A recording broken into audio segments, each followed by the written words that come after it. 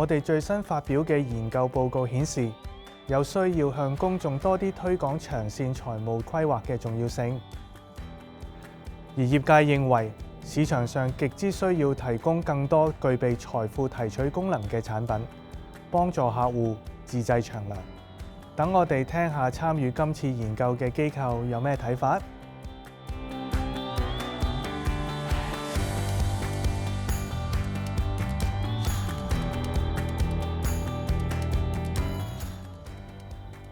理財能力係每個人都必須具備嘅重要生活技能，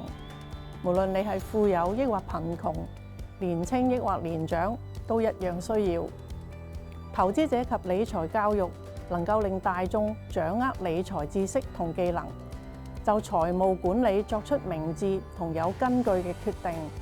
提升個人嘅財務健康。唔單止對自己有好處，亦可以惠及家庭同整個社區。投資者及理財教育委員會投委會係專責提升香港投資者及理財教育嘅公營機構，亦係證券及期貨事務監察委員會嘅附屬機構，致力向香港市民提供多元化嘅資源、教育計劃同數碼工具，協助大家掌握所需嘅知識、態度同行為，明智理財。根據投委會嘅研究，香港嘅理財能力水平自2019年以嚟持續上升，2024年更創下新高。隨住金融市場同數碼科技嘅急速發展，保持呢個優勢係非常重要。我哋會加強同持份者合作，拓展公眾同針對唔同群組嘅教育項目，特別係年青人、長者同弱勢群體。投委會想藉呢個機會感謝香港貨幣及金融研究中心領導同協作香港長線投資在數字經濟下的發展及機遇研究報告。呢個報告為公眾提供寶貴嘅指標，對加強公眾明白長線投資同數碼理財能力嘅重要性有長遠同正面嘅影響。展望未來，我哋會繼續緊密合作，攜手建立更強大、更具財務抗逆力嘅社區。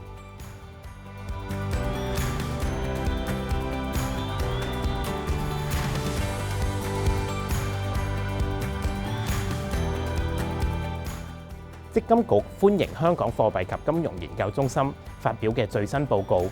為鞏固香港嘅長線投資環境提供咗寶貴見解。報告指出，強積金制度喺香港嘅主要長線投資渠道當中滲透率最高。考慮到強積金喺協助打工仔女滿足長線投資需要所扮演嘅重要角色，積金局一直致力喺多方面推動強積金達至物有所值，包括透過積金易平台提升營運效率、減省行政成本，並提供便捷嘅一站式用戶體驗，提供現成嘅投資方案，以更好嘅滿足計劃成員嘅長期投資需要。例如採用人生階段設計嘅預設投資策略，以達至累積滾存嘅效果。同時鼓勵受託人開發退休投資方案，滿足計劃成員喺退休後階段嘅財務需要。喺充分考慮風險水平、風險控制、分散投資以及流動性嘅因素下，持續檢討同埋優化強積金投資範圍，仲有推動計劃成員嘅參與度同埋為佢哋賦能，例如落實強積金全自由行，以加強計劃成員管理強積金嘅自主度，以及積極進行教育，向持份者傳遞有關退休保障規劃嘅信息。積金局將繼續同香港貨幣及金融研究中心以及其他合作夥伴機構一同支持香港發展更好嘅長線投資環境。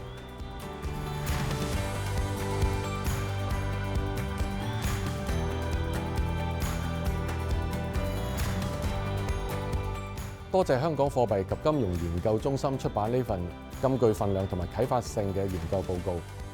喺香港踏入超高齡社會之際，睇到報告入邊嘅前瞻性分析，令我哋更加明白長遠投資嘅重要性。因為當男性同埋女性嘅平均壽命已經分別接近86同埋90歲，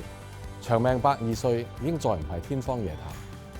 譚。報告唔單止呈現出長壽帶嚟嘅財務狀況，亦都提醒我哋長壽唔單止係要活得長，更加係要活得好。要實現呢個目標，大家就需要有紮實嘅財務計劃，例如善用資產提取方案，以及更加深入咁樣去認識點樣去有效去提取資產。報告嘅研究結果其實同香港年金公司嘅工作方向不謀而合。香港年金公司致力幫助大眾將積蓄轉化成為穩定同埋終身嘅收入，確保退休嘅生活可以安穩無憂。同時，我哋亦都不斷加強公眾教育，深化同其他持份者嘅合作，優化產品，更加係利用科技去提升客戶嘅體驗，滿足銀髮族嘅需要。長壽無疑係會帶嚟挑戰，但係同時亦都會開啟新嘅機遇。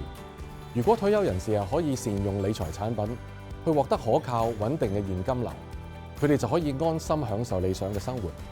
長遠更加係有助推動香港嘅銀髮經濟。我哋期待繼續同香港貨幣及金融研究中心以及唔同嘅業界單位繼續加強合作，提升香港銀髮族嘅理財韌性，